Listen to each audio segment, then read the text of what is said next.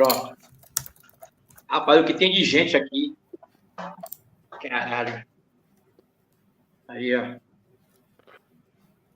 Em primeiro lugar, pessoal, boa noite. Todos que estão aqui. Fala para o Robert que eu vou falar em português e eu falo em inglês. Fala, Daniel. Okay, so Robert, Edu will make some questions in Portuguese, then I will translate to English for you, okay? Sounds good to me, brother. Nice. Then you answer us, and I will translate to Portuguese to him, and we will make this conversation this way. That's not okay? A problem. Not a problem. Let's go. Em primeiro lugar, boa noite a todo mundo. Falar o Robert que é uma honra, primeiro para mim, né? Que estou no Doom desde 1984 e acompanho a carreira do Solitude Aeturnus desde 91. Está sendo uma honra e um privilégio para mim entrevistar um dos meus heróis no Doom Metal. E fique em casa aqui, tem muita gente aqui querendo fazer várias perguntas para ele. Fala aí. So he wants to thank you for your presence, first of all. And he's a person that is in Doom Metal since the start of the 80s. And you are one of his heroes and one of my heroes in music too. It's an honor for all of us. Thank you. Thank you. No, thank you. I appreciate it very much. Vamos lá. Eu vou começar ao contrário. Eu geralmente começa do começo da carreira para cá. Eu vou começar agora. O que foi que motivou esse novo retorno do Solitude após 11 anos de hiato no Hell Heroes, no festival agora 2024? So what was the motivation for the return of Solitude Aeturnus after all these years? Well, I guess basically just like, pretty typical. Somebody said something and we decided, sure, why not? Hell, let's just do it. And that's pretty much what happened. I mean, there's not no big super secret behind it or nothing. It was just kind of a thing. And phone call, hey, you want to do it? Yeah, sure, why not? Hey, you want to do it? Yeah, let's all do it, man. Let's kick some ass. All right. That's it. That's nice. Bom, basicamente, não tem nenhuma surpresa grande atrás disso. Ele disse que eles se ligaram, conversaram, pô, vocês estão a fim de voltar? Então vamos nessa. Foi basicamente isso. Eu tô com vontade, então a gente vai. A gente volta e volta a tocar. Diga ele que o The Cross ficou 18 anos parado. E que basicamente foi isso também, né? Só que eu tive uma dificuldade de trazer pessoas para voltar com o The Cross. E ele tá com a mesma transformação original do Darkness Hours, né? E, pô, vai ser bom demais os fãs, né? Lá. Diga que teve algum problema para trazer a mesma formação que a gente aqui teve. So Eduardo said that the Cross was like 14 years without playing, and then they came back in 2015.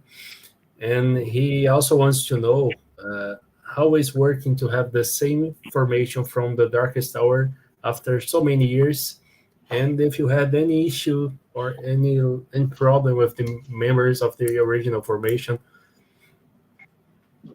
No, not a single issue, man. It's just one of those things where, life just kind of takes you in different places. So, I mean, never been an issue anywhere, anyhow. And like I said, everything just kind of fell into place. We've got Covington's going to fly down. We're actually getting together here like next week, and the Perez and Mosley, Egger, they've all been working on the guitars and gonna knock it out. Just like always, man. Just get back in the fucking saddle. That's so nice. Os caras não tiveram nenhum problema. Isso é sensacional, cara. O The Cross teve uns probleminhas aí com a formação, né? Mas acontece. Ninguém sei que você não lembra disso aqui.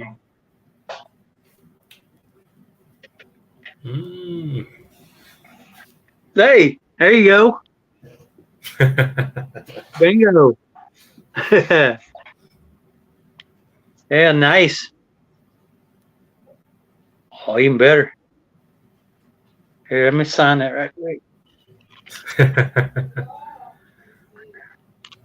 A good collection there. Oh, Downfall. Yeah. Só tá faltando um autógrafo quando eles vierem tocar no Brasil com The Cross. So when you come to play in Brazil, you can sign his collection and mine too. Oh, definitely. Definitely, man. Nice. You know? Outra pergunta, veja só. Nada. Quando ele, depois do adágio, quando ele entrou no Candlemass, os fãs do Solitude, como eu, ficaram na dúvida, como é que ele vai conciliar as duas bandas, né? E depois a gente leu que o Solitude ia dar uma freada, né? Enquanto ele estivesse no Candlemass. Ele ficou no Candlemass acho que 7 anos, né? Foram 3 álbuns, 2 DVDs e um EP, Lucifer Rise. 2006 a 2012, 6 anos. Então, quando a gente via ele no Candlemass, a gente sabia que, de uma forma ou de outra, com a voz dele, pra gente, fã, o Solitude ainda estava vivo, que nunca tinha acabado. Se ele tinha essa sensação quando ele estava no Candlemass cantando pro público. Okay, so after the album Adagio from Solitude Aeturnus, you went to Candlemass for like 6 years, right? It was after Alone, or actually it was during recording Alone. So there's a little story there. Yeah. Pretty much right at the end of recording Alone, basically the whole Candlemass thing started. So as soon as I finished doing Alone, I got back into the same studio and started recording King of the Grey Islands. And then it just went from there. Yeah. Nice. So you were in Candlemass from 2006 and 2012, right? 6 years. Yeah. That's correct. Yeah. Nice. I had to think about this. 7 or 6. I forget. 2006, 2007. And how do you felt? Like at the time you were in Candlemass? How was your feeling about Solitude? Have you any thought of going back to Solitude, or this kind of things didn't pass through your mind? Actually, at that time, it was kind of like a crossover, because again, we had just done Alone and was doing the King of the Grey Islands, and at that time, Solitude was still playing shows, and I hadn't actually played a show with Candlemass yet. So Solitude we still had a few shows that we had done here, and as far as the whole the two bands, we'd actually set up a festival. Well, we didn't, but there was a festival that was supposed to be in Romania, where Candlemass was going to headline Saturday night, and Solitude was going to headline Friday night. So that was going to be a really cool thing. The promoter pulled out or whatever. I don't know. You know what I know? I'm just some dumbass in the back of a bus. I got no clue. That's nice. But there's never been any hard feeling either way anywhere. It just shit happens, and that's what we did. And it was a good opportunity to jump into Candlemass and do that, because, like I said, man, Solitude was still kicking, and we were still playing shows. I was actually literally coming back and forth at one time doing stuff. That's so nice. Thank you, Rob. Bom, ele falou um pouco dessa experiência da mudança das bandas, né? Que eles estavam finalizando o álbum Alone de 2006 com Solitude Aeturnus, que para mim é um dos melhores da banda, né? Junto com o Darkest Hour. E foi meio que um período de transição, e nesse período de transição tinha festivais que eles acabavam tocando o Candlemass na sexta-feira à noite com o headliner e o Solitude na noite seguinte com o headliner. E era uma rotina bem puxada pro cara. Então, a gente entende o porquê dessa pausa em uma das duas, né? E, assim, ele teve os 3 trabalhos, né? Que foram o King of the Grey Islands, o Candlemass, o Death Magic Doom, para mim é sensacional também. Psalms of Death, que foi de 2012. Foi a última gravação dele com o Candlemass. E o single, né? Teve o single também, foi de 2008. Lucifer Rise. Lucifer Rise. Deixa eu perguntar aqui. falar para ele assim, como eu sempre acompanhei a carreira dele, de Solitude Aeturnus, quando o Solitude parou, deu um hiato, parou, essa lacuna não foi preenchida por nenhuma banda. Claro, tem N bandas com influência do Solitude, mas essa lacuna não foi preenchida. Então, até hoje não foi preenchida. E agora esse retorno deles, com Solitude, existe a possibilidade de um álbum novo, uma turnê grande para promover, porque a lacuna está aberta. So with this return of Solitude for these present days, have you got any plans with the band for a big tour of a new album, or this is a secret? Is it a secret? Well, I mean, what I can say about any of this is that I know this is, well, you know how it is as a musician. It sparks a lot of interest, you know, it gets that blood pumping, right? You know what I'm saying?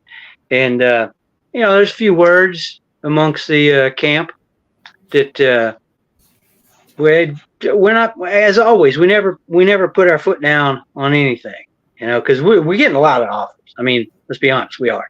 So we'll have to take it as it comes and see what happens, because it's, who knows? We don't even know, man. We maybe get up there and just go, fuck this. No, that'll never happen. But, you know, it'd be great. So we'll just have to see, you know, after we do Hell's Heroes, we'll just have to take it, you know, I hate the cliche, but, you know, one day at a time. Nice. See what comes from it. Bom, ele disse que uma prática que eles tiveram é de nunca tirar o pé do acelerador. Foi uma frase legal que ele disse. Mas que, assim, nesse momento, eles não estão com um planejamento concreto. Mas que sim, estão vivendo um dia de cada vez, estão fazendo o que podem e estão vendo o que vai acontecendo com esse período de readaptação também. A gente sabe que é complicado voltar do nada, assim, depois de tanto tempo parado, ainda mais com a formação original, desde a década de 80, então eles estão vivendo o dia de cada vez, trabalhando aos poucos, e quem sabe vai surgir um álbum novo e uma turnê por aí. Diria que tem muita gente aqui, né, parabenizando muito pelo trabalho. Estão perguntando aqui, Shirokova, can you know a little more about the return of concept of God? O pessoal está perguntando se ele pretende retornar com o Concept of God, né, que ele lançou um álbum com os antigos membros do Solitude. Sim. Foi um EP, não foi? Foi um álbum. Foi um álbum mesmo. Pronto, vamos mandar a pergunta para ele. Rob, you have some questions here in the chat. And one of them, let me... okay. Can we know a little more about the return of Concept of God? It's one of the questions we have here. Yeah. As a matter of fact, we're working on stuff at the moment. I mean, like literally at the moment. The guys were in the studio last night. And Nice. I've been in the studio several times. We've got several songs, several tunes, pretty much ready to go. So Concept of God is digging its way out of the grave at this very moment. Nice. Thanks a lot. Also, we have to update the page of Concept of God in Metal Archives. Here it says that it's split up until these days. So it's a good news for us. Yeah, well, I mean, the whole thing with COG was that you know, that typical just kind of in the air. Again, it was never a solid. You know, screw this. Yeah. We ain't never do this shit again. We're just there. You know, we just kind of pulled it back down. Just think, come here. You know, you ain't getting away. That's nice. But that's a good news for everyone that was questioning about this. So yeah, thank you for your answer. Yeah, I'm quite proud of the COG project. It's got some solid material, man. There's some good writing on there. And So nice. I'm happy to see it going again. So nice. Thank you. E aí, Edu? O que é que você quer falar para o nosso herói? Estão perguntando aqui, o Jair se perguntou aqui.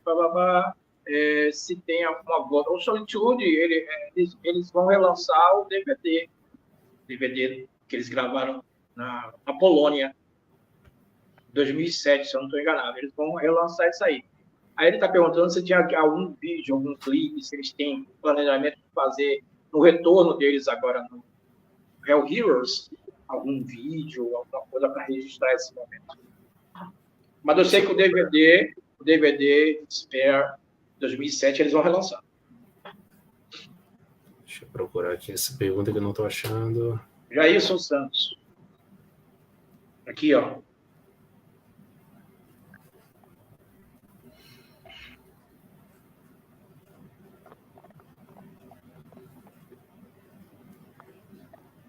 Pronto, vi agora. Okay, Rob, they are questioning you about again about the back of the Solitude Aeturnus, and if you have any new material or are you planning any release for the next year or something like this, or is the like you said to me, one day at a time and nothing is concrete at all? Yeah, at this very moment, we're strictly concentrating on, the I guess the previous material, because obviously we haven't played together as a unit for a while, so that's where the focus lies at this moment is being able to be the best that we can with the material that we have beneath us. Thank you. Aí, Jason, tá aí a resposta. Eles estão se planejando ainda, há muito tempo sem tocar juntos, então eles estão focando no material antigo que eles já têm, então é toda aquela questão de entrosamento da banda. A gente sabe como é esse processo.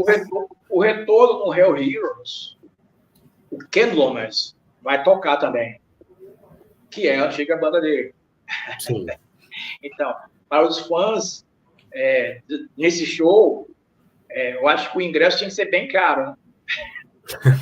Para ver o Solitude e o Candlemass. Será que ele vai cantar alguma coisa?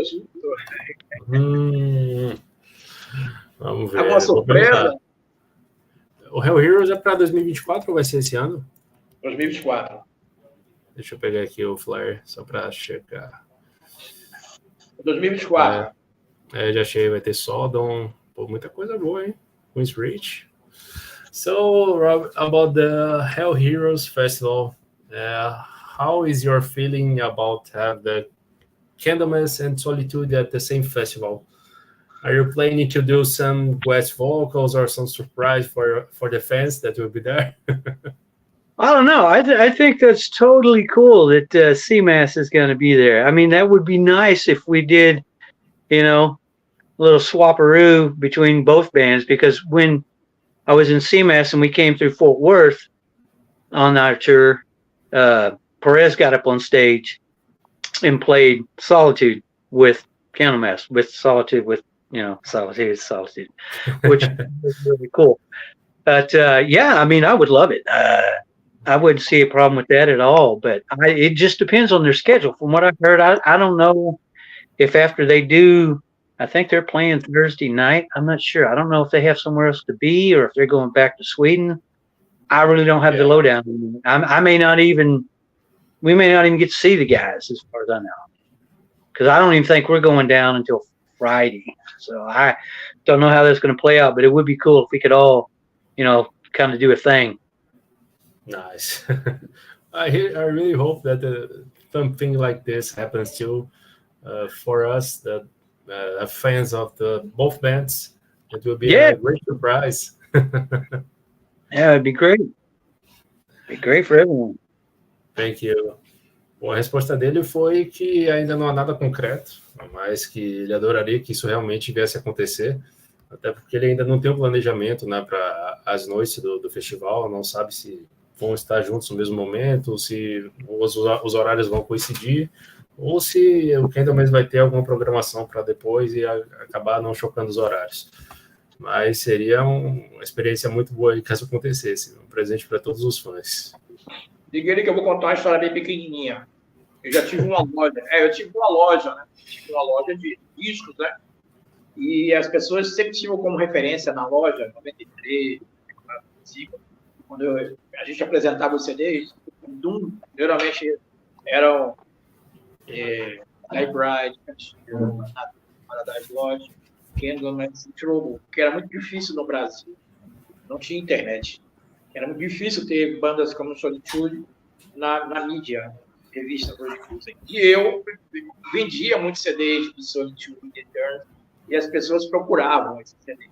Principalmente True da Hours, que eu vendi muito na loja. E as pessoas diziam, da onde é essa banda? Eles falavam, a banda do Texas, dos Estados Unidos. Não é possível, uma banda dessa? Esse som é europeu. Se ele tem essa noção de que o Solitude era muito divulgado no Brasil, mesmo sem a internet, que era difícil, e que ao longo da carreira deles só tem clássicos. Então as pessoas ficaram muito tristes quando acabou a banda. Entendeu? Talvez ele não tenha essa noção dos inícios dos anos 90, dos primeiros 3 álbuns, que eram muito vendidos no Brasil, importado, sem internet, mas que as pessoas gostavam e se perguntavam se a banda realmente, a musicalidade da banda era dos Estados Unidos. Pronto.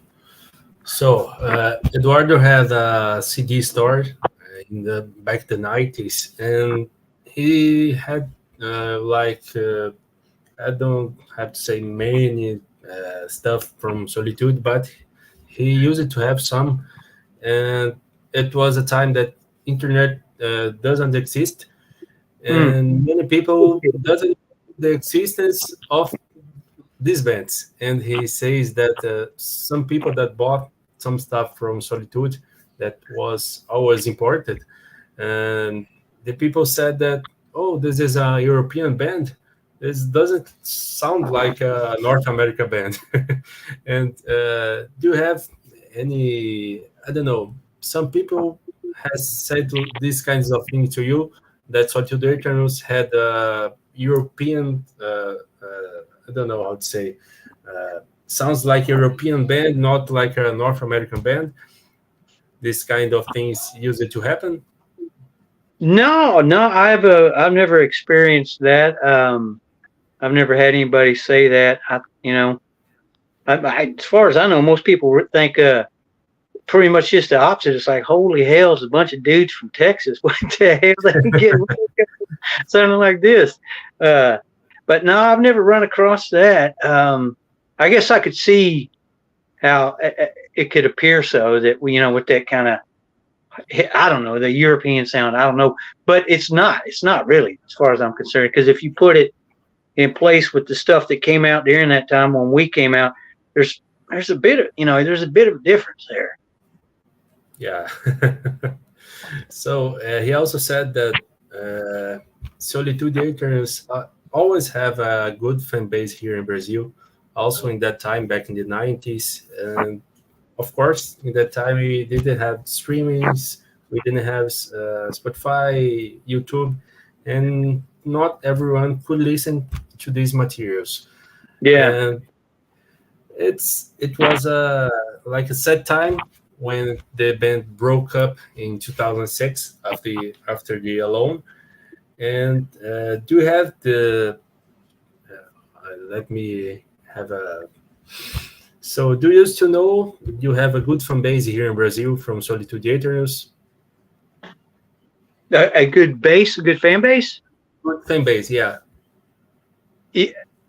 No, I think, yeah. I mean, if what you're asking, if I understood what you were asking, is that we've always known that, as far as I know, South America, Brazil, in particular, I'd love to come down there. Just put it that way. It's amazing to make something like that happen. So nice. E aí, Edu? Só responder, né? Você não respondeu ainda. Ah, sim, ok. Bom, a primeira resposta, ele disse que ninguém nunca comentou sobre isso, da diferença de som, que parecia ou não parecia uma banda norte-americana ou texana, mas que ele já ouviu comentários do tipo, poxa, vocês não parecem uma banda do Texas. Até por conta da questão cultural. Aqui, ó. Mas, deixa eu Tem ver. uma pergunta aí, tá vendo?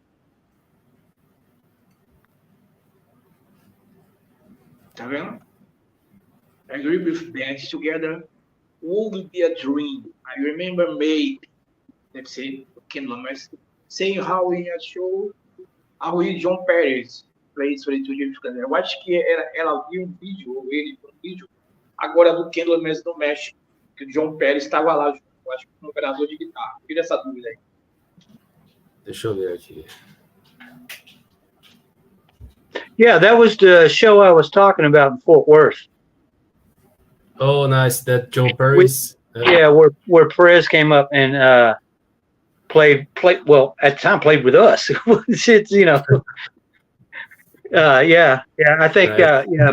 Mike stepped down and JP came up and played Solitude on the set that night. So nice. Yeah, We it have was some cool. messages for you here, for you, Rob. André Ferreira is saying, manda salve pra ele. Okay. André is saying that he's your great fan from Brazil and also from Candlemass and Solitude, also Trouble. Also, we have another message here. I always say this, but I watch every interview with Rob. Immediately, my day gets better and my life a bit more brighter. Oh, nice. It's called happiness, I guess. This is the power of doom metal. Thank you. That's much appreciated, man. Amen. Pow. E aí, quando foi lançado o True Wagner Hours, eu vendi muito CD importado na loja, né? E eu vendia caro. E as pessoas não se incomodavam com isso. Pagava para ver isso. Inclusive, eu tive uma propaganda, né, na minha loja que tinha adesivos no fundo do ônibus, né, na rádio, e era música bem do Solitude Aeturnus, né? E o pessoal perguntava, que música é aquela que você tocou na minha? Eu falei, pois Solitude Aeturnus, tem um CD na minha loja. E eu vendia muito CD. Então, eu falo para ele que a voz dele emocionava as pessoas, né? E as pessoas se juntavam, se reuniam para tomar uma cerveja, né? E para ouvir Solitude Aeturnus. Pelo menos na minha loja, todo sábado tinha que ouvir Solitude e tomar cerveja. So Edu is telling a story back in the 90s. Again, in that time he had that CD store or the disc store that every Saturday he used it to play the Darkest Hour and call some friends to have a beer, have some drinks. Always listen to this same album. That's a good start. Hell yeah, that's what I'm talking about. Good stuff. As I always say, this is the power of doom metal. Only happiness. It is, man. It's its own monster, Its own beast. We have some more questions here. Let me see. Okay. Tá vendo How long aqui? is the best Solitude Aeturnus album? But their whole discography are masterpieces. Nice. Thank you. Agora vai outra pergunta aqui. Okay. Another question from André Ferreira. So you have the Through the Dark Hour album will be available on CD or only audio CD on the rehearsal of the album, the new version. I don't know, it's a remaster, it's a new rehearsal. How that will be called? It's a remaster? It's remastered and re-engineered. Nice. Yeah.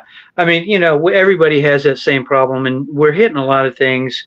And we've tried to do that before with some of the stuff that we're extremely proud of. It just, once it was done, it was mastered and everything was put in the can. Later you're like, we could have put a little more, 5K on this. We could have dropped that 4 dB, just all those little things that you want to do. And I think what we're doing with this one is kind of beefing it up, adding some of the things to it that we heard in our head that didn't come out after it got out of our hands and was mastered somewhere else. You know what I'm saying? Just a little tweak. I think that's what, if that's what they're asking, that's what's going to happen with this. So it's definitely going to be a solid package, and there's probably going to be some more surprises too. Nice. Bom, André, aí tá a sua resposta. Vai ser relançado em DVD e ele disse que tem mais algumas surpresas para esse lançamento também. Então, só resta esperar. Já esperou 11 anos, pode esperar alguns meses, né?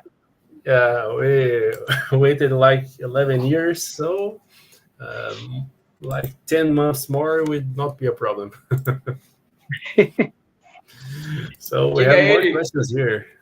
Tem outras perguntas aqui também. Ó. Eu pensando, can you tell us a little more about Hour of Despair Deluxe Edition? Are you grading Roberts, our priest, before Cal? Deixa eu ver. Can you tell us a little more about the Hour of Despair Deluxe Edition? Are we getting Robert as a priest in 4K? Well, what? Do what now? As what? As a priest in 4K? A roupa, o filminho que ele canta, the priest. o DVD parece padre.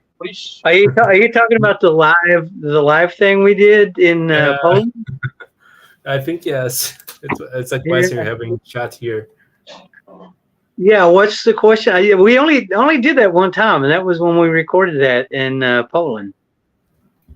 That's the only time I ever did that. It was another one of those. Fuck it, why not? Why not? Why not? If that was the question, I hope it was. If I don't, hope I could answer.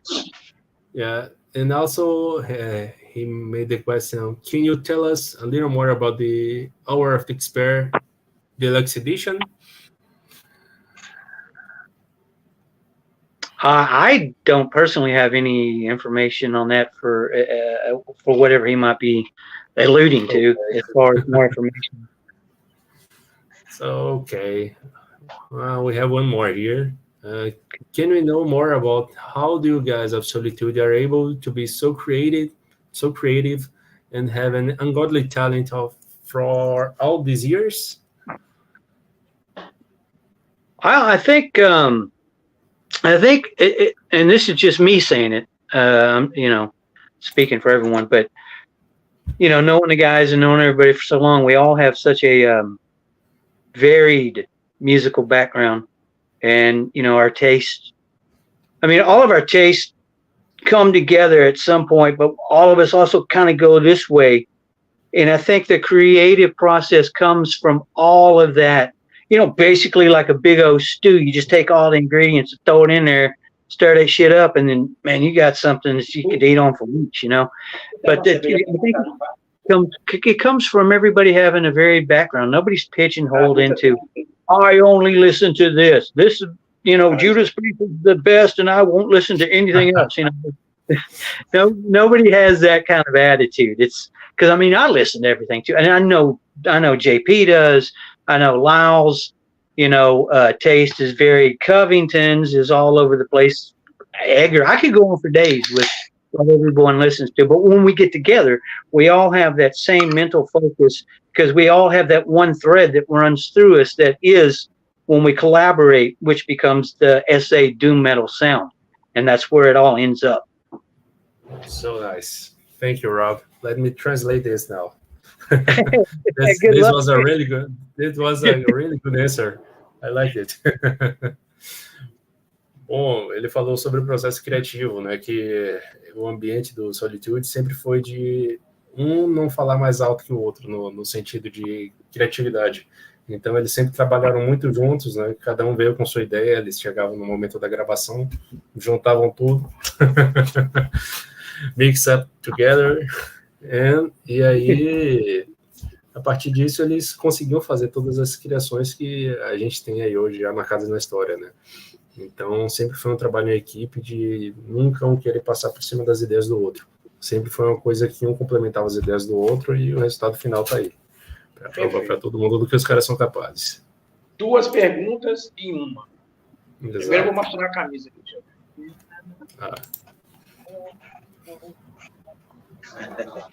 E ele já cantou música do Raymond, já fez cover do Heaven and Hell, Black Sabbath, Shame of the Night, Dio, The No More Tears, Ozzy Osbourne, Halloween by the Day, Iron Maiden, ao vivo com o Candlemass Tyrant, com o Raymond, se ele se sente influenciado pelo Ronnie James Dio.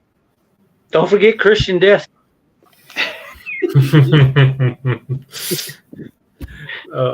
I think we all know the answer of this question, but let me make it anyways. Okay. Do you have any influences with Ron James Dio? Yeah. I mean, obviously. Well, I don't not obviously, but yeah. I mean, that was an influence because when back when I started thinking about music, I started getting in Sabbath, and then it was at that time in '80 when they came out with Heaven and Hell, that I saw them on some TV program. I was still a teenager, and I was like, "Holy shit, that's fucking amazing!" All right, and then next thing I know, it's Dio's coming out with his first debut. I'm like, "This is the heaviest shit I ever heard." So of course, bought it, listened to that some bitch over and over and over again, and so he was definitely an influence. Definitely. Well, the whole thing was, I mean, the guitar playing, the tones, just the heaviness, the kind of dark, but not all dark, doomy, gloomy, but just the weight of the debut album, it just fucking kills. Dio, I mean, it's, he wouldn't be called special if he wouldn't. And he is. And he's always had some great players with him, some musicians, and just something it's magical about it. I don't know what else to say. Hell, I don't know. But yes, Dio is definitely an influence as far as ambiance and how to carry yourself, and he was somebody that was worth looking up to. You could honor the guy. It's unlike some people. It's like like maybe like here like a. Maybe you really shouldn't worship that football player. It's not really such a good person type of thing. I'm not, I'm talking about our people, but Dio was somebody you could look up to and just feel good about it. He is solid dude. I've met the dude several times, and just solid character. So nice. Thank you again. Bom, ele falou pouco sobre a primeira vez que ouviu algum material do Dio. Ele era adolescente, viu passando na TV, e então ele teve a oportunidade de ouvir o primeiro álbum do Dio, e a partir dali foi só ladeira abaixo, como a gente chama, né? Então foi uma influência direta que ele teve, e assim, o Dio acho que é uma inspiração para todo mundo que toca metal, né? Independente do gênero de metal que toca, não tem como não ser influenciado pelo cara, seja o cara que é vocalista, seja para quem toca, independente de qualquer coisa, o cara é uma referência absoluta. Diga aí que aqui no Brasil, muitas pessoas têm gostos diferentes do Solitude. Eu gosto de tal álbum, eu gosto mais desse tal álbum, que é normal, né?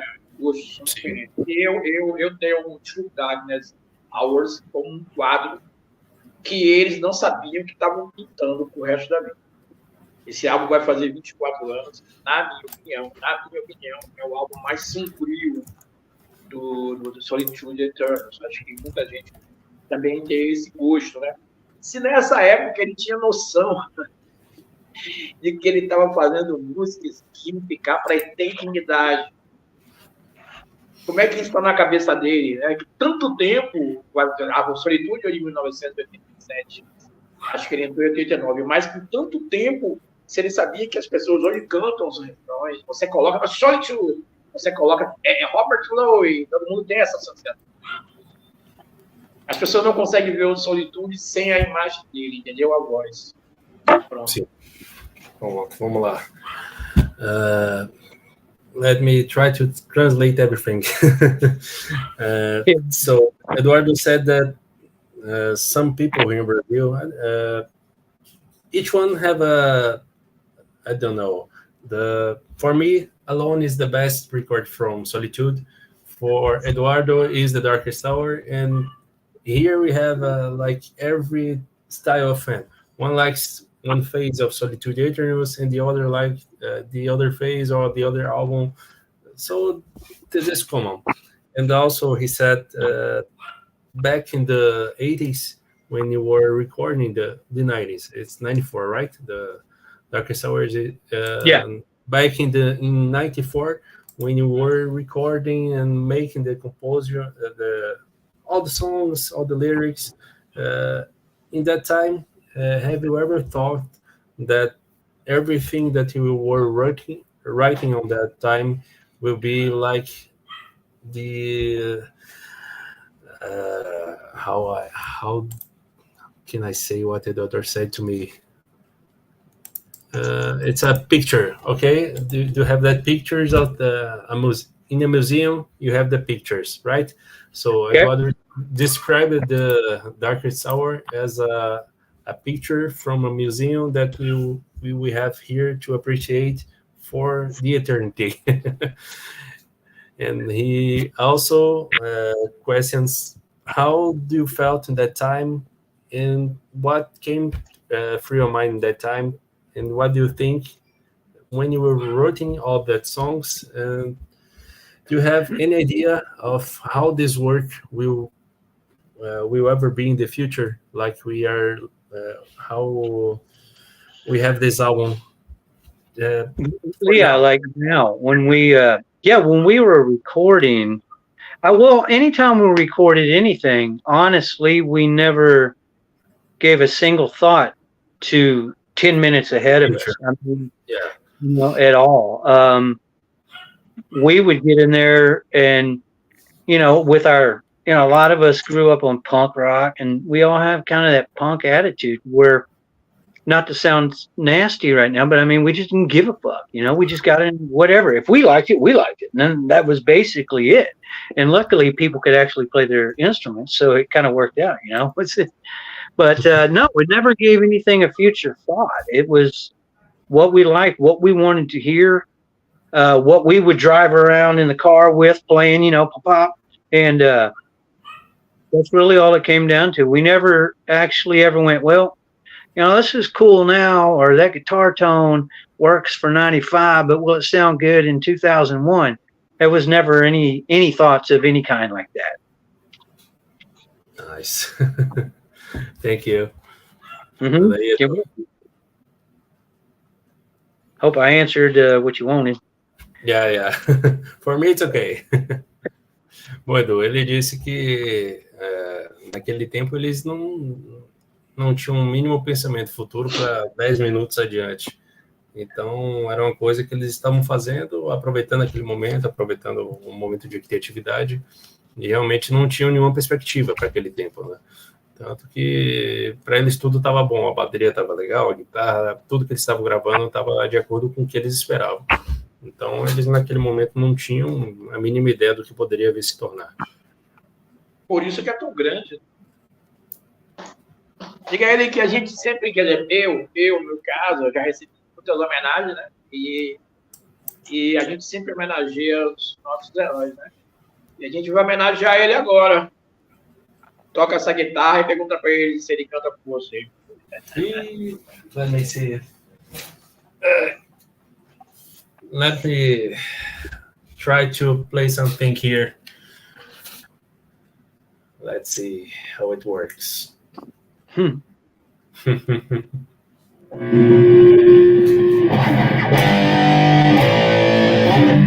Okay, let me adjust the tone here. And let's see how it works.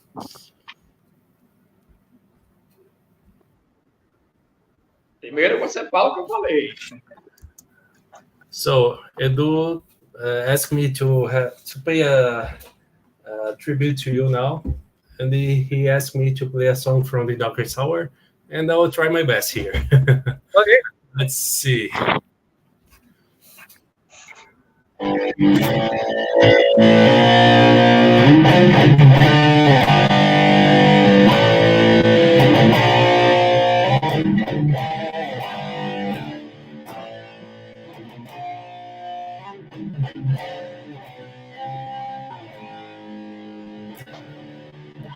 Oh, damn.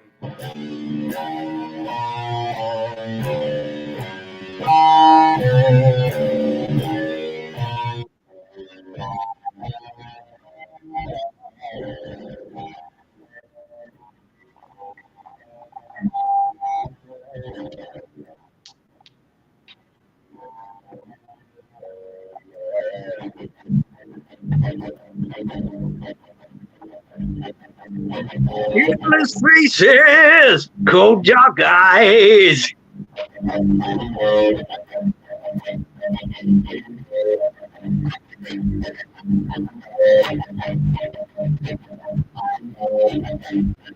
Fudeu, velho, o cara cantou.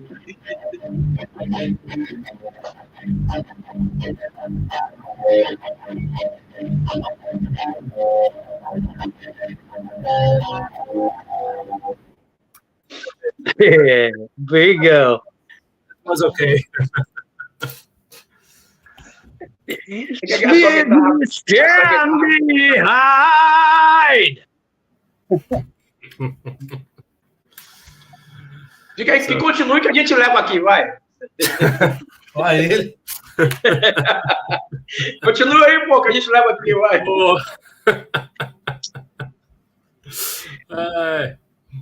Deixa eu ver aqui. Diga a ele assim que a música tem isso, né? Principalmente no Doom Metal, né? Une as pessoas. E para quem está aqui, né, com a gente aqui, você toca a música do Penhanger, né? Do True Darkness, e ele cantar, já vale até o ingresso, né? Porque é o The Cross e o Solitude, né? Vale até o ingresso do show. Diga a ele que assim, é uma honra muito grande para mim, né? Porque sempre fui muito fã, né? Eu sempre carreguei muito Doom, né? No Brasil, sempre gostava.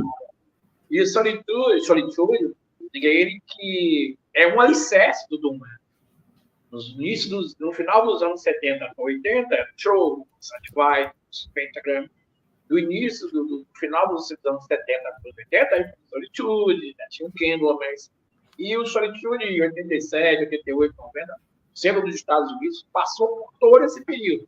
Grunge, Thrash, Death e o finalzinho do Glam Metal. E eles continuaram fiéis, mesmo estando nos Estados Unidos, ao Doom Metal, Epic Doom Metal. E isso para mim, torna o Solitude maior do que eu imagino.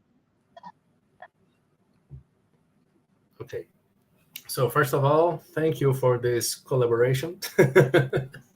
I really tried my best. No, it's great. I love it. Appreciate it. Thank you for your guest vocals on this little collaboration. It was really nice. Thank you a lot for this. It was an honor for me. And also, Eduardo, have a question about how was to live in the US, playing doom metal from the 90s to the start of the 2000, where the grunge scene, the hard rock, the heavy metal, and the power metal was rising up. And doom metal was always a style that not many people like it. And how was to experience this that time of the 90s to the 2000s? I mean, it was always, and see, I can only speak from actually being here in the Fort Worth, Dallas area. We always struggled as a doom band to get much recognition, because when we were really putting our teeth into it in the early 90s, that's when, Soundgarden had started coming out, Nirvana started coming out, Alice in Chains, and, STP. And it just when we started doing this, that shit just went pow. It was like, damn it, just kind of squish it again. But just always kept riding right there, just always ready to just come up out of the water, just pow. But that was always a thing. And like even in this area, the radio scene was good. We were starting to get airplay. A couple of the metal stations around here were starting to recognize us and play the first album. And then the grunge phase came through, and it just kind of just pushed all this other stuff aside, and that shit stuck for a while, So, luckily we had our following here, and we played, all the time, and always had great audiences, but just never really got a lot of airplay. We thought it was fixing to, but it just, like I said, just as it started, we started getting some good airplay around the metal stations around here. Grunge came in and just kind of took over. But I have to admit, I was listening to that shit too. Oh man, that's a good story. Thank you a lot for this, and also like sad story too, because we have seen like everything that was happening to you wasn't different. Many people were like, "Oh, let me listen to Nirvana, let me listen to Pearl Jam," and Yeah. the metal bands was like, "Woo, coming down." Yeah. That's exactly what happened. So let me translate here. Bom, ele falou exatamente o que a gente já sabe, né? Sobre a ascensão do grunge, do Nirvana, Pearl Jam e outras bandas, Soundgarden, e que isso realmente foi ofuscando as bandas de metal no final da década de 90 e início dos anos 2000, até porque também lá teve a cena muito forte do new metal, né? Que veio com o Linkin Park, Slipknot e companhia, que começou a subir nas paradas, tocar mais nas rádios, e as músicas de doom metal especificamente ficaram mais restritas às rádios mais específicas de metal, não nas rádios maiores, mas que eles nunca se afetaram por isso, continuaram na luta, até porque eles sempre tiveram um bom público, né, para os shows deles, uma boa fanbase, e foi isso que manteve eles na luta, né, e mantém até hoje.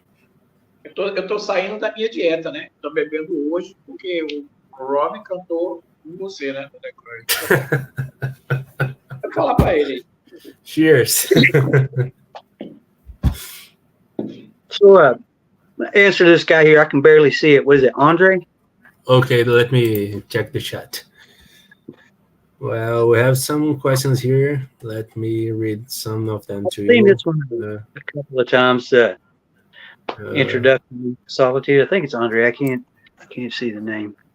Let me see the Andres question. Okay. Andre said, Rob, tell us about how was your invitation to the formation of Solitude? Yeah, see, I saw that. I've seen it a couple of times, and that's a pretty good story, actually, because I'll make this one real short and sweet, because I could tell it'd take 2 hours to tell the whole story. It goes all the way back to the first band I ever had, The Holy. Me and a couple of guys from Bowie, Texas, where I lived. We needed a drummer. We met Lowe at a punk show. I think it was either Government Issue or Channel 3. I don't know. Dick Kennedy's could have been. Met Lowe. Lowe was the drummer. We've had the band The Holy. So we played for a little while. We did a few shows. I think we played with Husker Du. We played with a bunch of the, like I said, Channel 3, Dick Kennedy's. It came through Dallas, Fort Worth. That fell apart. Then me and Lowe, I moved into town because I'd lived out in the country. Moved into town. Me and Lowe started a band called Graven Image, right? So I played guitar, sang, and then we had a drummer. We were a three-piece. Lowe played bass. So after that went on for a while, then I left. He went to college, and he met JP at college at University of Texas at Arlington. Those two met, talked, got into Candlemass, bunch of big music talk, blah, blah, blah. So I called Lowe one day. I was like, what the hell, man? What y'all doing? And he goes, hey, man, I met this dude. He's got this doom band. And I had just gotten into trouble, stuff like that. I was listening to Manimal pretty heavy at the time. So he's like, doom band. He's like, they just lost their singer. They need a singer, man. You want to come out? Because I play guitar and sing for a Graven Image. And so I was like, well, fuck, man. I'm not a singer. I play guitar. That's what I do. Guitars. I mean, that was my. That was the best mistake of her life. I was like, all right. I said, well, he said, well, we already got 2 guitars. And I was like, shit. And I was like, all right, well, I'll come out next weekend, see what's up. And pretty much that's how it started, was right there. And I got there and sang some of the demo stuff, you know, like Transcending Sentinels, Sojourner, you know, it came upon one night. We messed around with those, and then the rest of it's history. Well, Okay, that's how that was a good short version of the history. Thank you. Yeah. Bom, André, tá aí a sua resposta. Ele resumiu um pouquinho aí, que a história é bem grande, segundo ele. Mas, basicamente, ele começou a tocar na banda chamada The Holy em 1983. E, enfim, quando ele entrou na Universidade do Texas, né, para fazer ensino médio e tal, ele estava tocando numa banda chamada Graven Image. E daí ele conheceu o John Paris. E ele era guitarrista na época, né? O Rob era guitarrista. Sim. E chamaram ele para uma banda de doom metal, né? Que por acaso era a Solitude Aeturnus. A gente tem aqui uma banda de Doom e estamos precisando de um vocalista. E ele falou, pô, mas eu não canto, eu só toco guitarra. Mas aí ele foi fazer o teste e o resto é história, né? Eu vi recentemente um vídeo que eu não sei se ele tem, se ele não tiver, mano.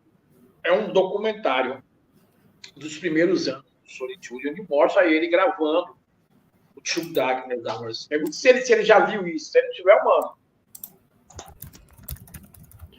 So Eduardo said that he has a documentary of the first years of Solitude, and he have a video of you recording the Darkest Hour. Do you still have this video? He said, "Oh, if Rob doesn't have it, I can send to him." I don't have it. I don't have any of that stuff anymore. Lord knows where any of it went to. I have no idea. Pronto, ele não tem, então já sabe, envia para ele. Vou mandar. Outra coisa. Pronto. Eduardo, eu sei. Falar para ele o seguinte, que no início do Solitude, ele era muito performático. Não sei se você já viu os vídeos, eu já vi quase tudo. Ele era muito performático. As mãos, virava os olhos, era muito performático. Se isso era intencional mesmo, porque depois que ele foi, o Candlemass, ele não ficou tão performático. Se existia uma diferença de atmosfera, para ele estar livre para ele fazer isso no Solitude, no Candlemass não. Another good question for you. So, in the start of the Solitude Aeturnus, the first shows, the first years, you have so many performances on the stage, like with the hands, the eyes, and in Candlemass, you were like, so you were restricted for the performance on the stage, or was like something you didn't want to do anymore? I think it was just more of a natural progression, I guess. And just, there's always, you get a different vibe on stage and with just your members around you. There's just a different vibe, a different feel. So I guess I understand what he's saying or asking.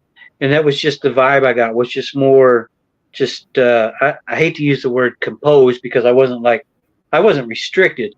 That's just what happened naturally. Nice. Thank you.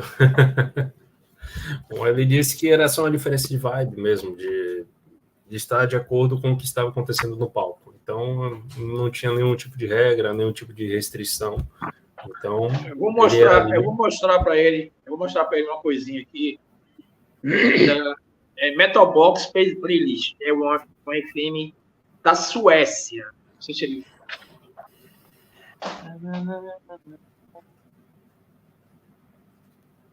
I don't know what that is. Metal Box from Sweden. Isso. Aí chegou essa matéria para mim, né? Aí logo depois chegou uma carta do John Pérez para mim. Aí parece que aquilo, quando o carteiro me deu aquela carta, parece que eu tinha um troféu na mão. Porque aonde eu ia, eu levava aquela carta. E dizia assim, que eu tô falando com o cara do Solitude. Isso, em 95, né? Aí o pessoal dizia, não, acho que ele tá errado, não é o cara do Solitude. Mas era o John Pérez, ele tinha uma gravadora chamada Burn Ticket Free Practice. Se ele ainda continua com as gravadoras. Okay. So, Eduardo has shown you one box mail he received in 1995 from Joe Paris. And like everywhere that he goes, he got this text under his arm like a trophy. Oh, that's super cool, man. Old school freaking snail mail. Yeah, it's great. And it was probably from the Arlington address too, like 112 something Arlington, Texas. I guarantee it. Yeah, that's so nice. And also he asked if Joe still have the rain ticket records. If he's still with it or doesn't exist anymore. I don't think so. I think he's more involved with the Liquid Sound Company stuff now. I'm not 100% sure on the Brain Ticket stuff myself. So I can't honestly answer that because I don't know. No problem about it. Thank you. Bom, ele teve uma boa reação aí sobre você carregar a cartinha do John por todo lado, né? Mas Ele disse que porque a gente fez, são cartas, né? Então a gente correspondia muita gente. Foi assim que eu consegui os contatos com as gravadoras, né? Na França, nos Estados Unidos, aí eu falava, por falar aqui com o Samuel, e aí eu recebia a carta do John Pérez, estava lá, seu, né? Tipo Draco. Green Ticket Mac John Pérez, eu disse, não, deve ser, eu acho que o carteiro deve estar ficando louco. E eu carregava aquilo comigo, né? Porque era muito internet, era muito difícil. E na minha loja, eu colocava a carta do lado do disco do Solitude. A carta ficava assim, do lado do Solitude Aeturnus. Eu disse, pô, caralho, velho. Os caras, pô, velho, vocês estão foda. Eu digo, rapaz, não, né? Tá devagarzinho aí. Bom, você tem mais alguma pergunta para ele? A gente já passou de 1 hora. É que perguntaram aqui, mas ele já respondeu como é que foi que ele entrou no Solitude. Fala assim que a gente também recebeu com surpresa a entrada dele no Tyrant, né? Eu cheguei a ver algum DVD não, show do Tyrant. E se ele gravou um álbum, se vai sair. Você quer que eu pergunte a ele sobre a passagem no Tyrant? Isso. So, how was your time with Tyrant? Oh, it was great, man. It was that's another kind of cool story going on there. Back in the day when Solitude was rehearsing pretty hard and heavy, or in the early days, I had a house, and everybody that was the party house too, you know what I'm saying? But everybody would come there. We'd set up in the living room, rehearse, had a swimming pool, go swimming, whatnot. And every time before we practice, somebody would come back from the record store. It's like, oh, look what I got today. Look at the new Slayer or new Metallica or, whatever it was.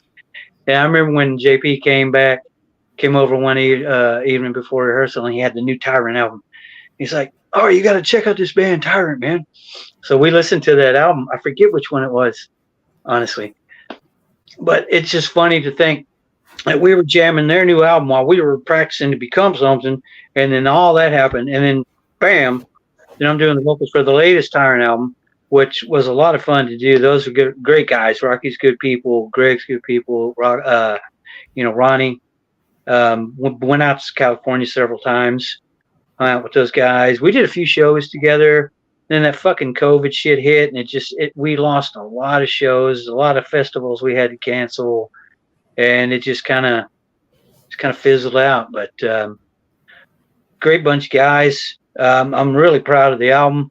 I think there's a lot of good material on that album, and being able to work with Bill Matoyer one-on-one was super cool because growing up, you read the albums, right? And you know who the producer is, the engineer is, who the photographer is, all that shit. And, I've seen Bill Matoyer's name for 100 years on the back of just about every metal album I bought. And then here I am, like 2.5 weeks, we're just hanging out in his living room, and it's like, hey, you feel like singing? Yeah, sure. Let's go. I got the booth ready. And just, it was totally cool. So nice. Bom, ele contou um pouco da história do Tyrant, né? Que ele conhecia a banda através do John Pérez, né? E, bom, para ele foi uma surpresa receber o convite, ainda em 2017, se eu não me engano. Ele passou alguns anos, gravou o álbum Hereafter, que é de 2020. E ele contou também a história que, infelizmente, eles perderam alguns shows na pandemia, né? Porque estavam com a agenda lotada, o álbum foi lançado em 2020, a turnê de divulgação foi logo no início da pandemia. Então, isso aí foi um pouco frustrante, mas ele se orgulha bastante desse trabalho. Tu fala do Marcelo que foi isso mesmo, ele está coberto de razão aqui. Foi esse álbum. É o Hereafter mesmo. É o Hereafter, é isso mesmo. Isso. Aqui, ó, The Release of Lee, The Gifts of Sorrow, From Music Holding You. Ele tem noção que tem várias pessoas, vários músicos na internet que fazem cover de versões de Mirror of Sorrow, desse álbum.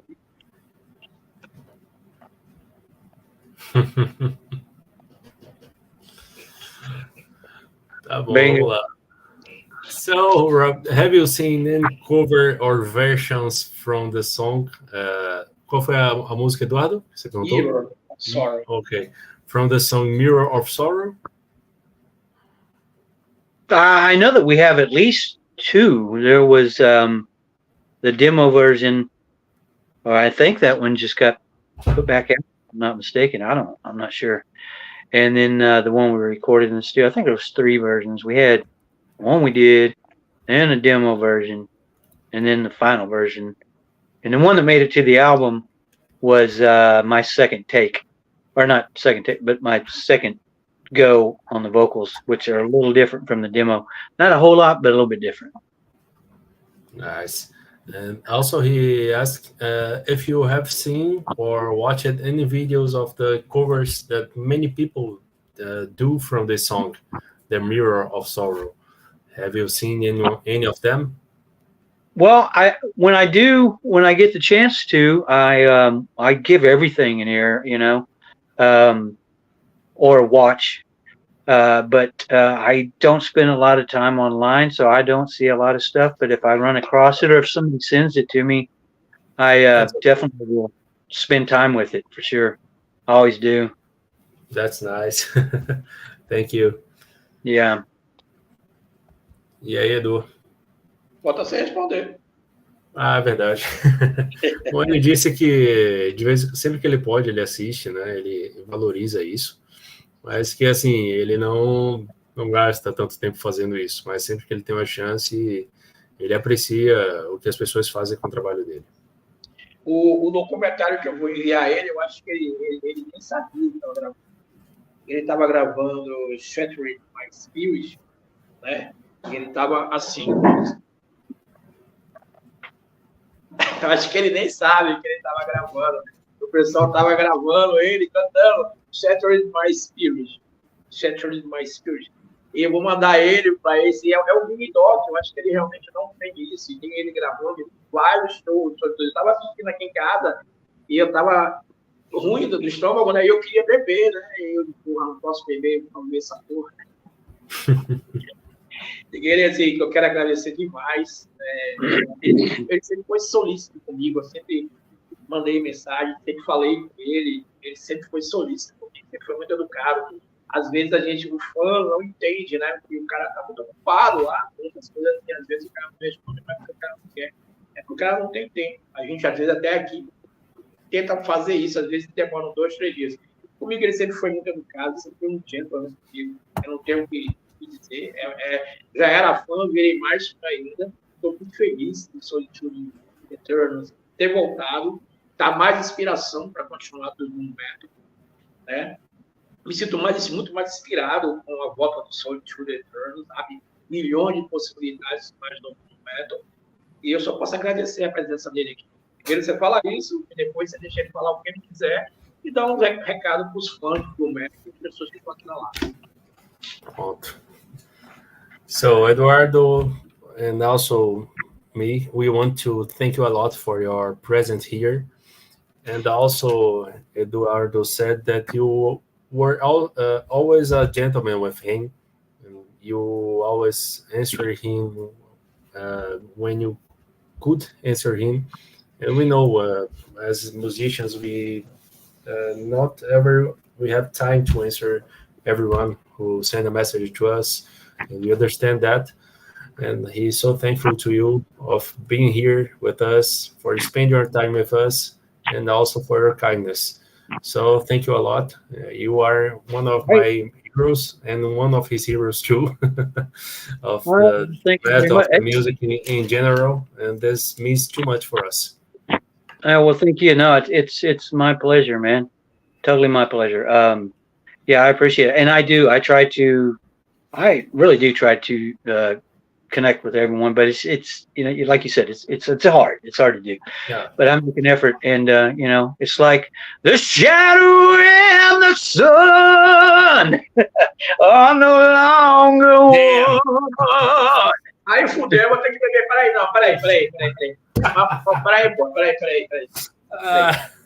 Não. Ó, diga a ele que, por favor, me dê 1 minuto que eu vou ter que abrir essa cerveja.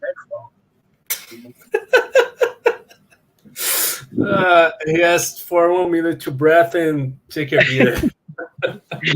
Hey, grab me one while you're in there. Man, this was epic. I don't have words for this. But no, it's much appreciated. I just appreciate y'all even wanting to speak to me. That's all I appreciate. Por favor, continue, que eu preciso beber ouvindo isso. Please.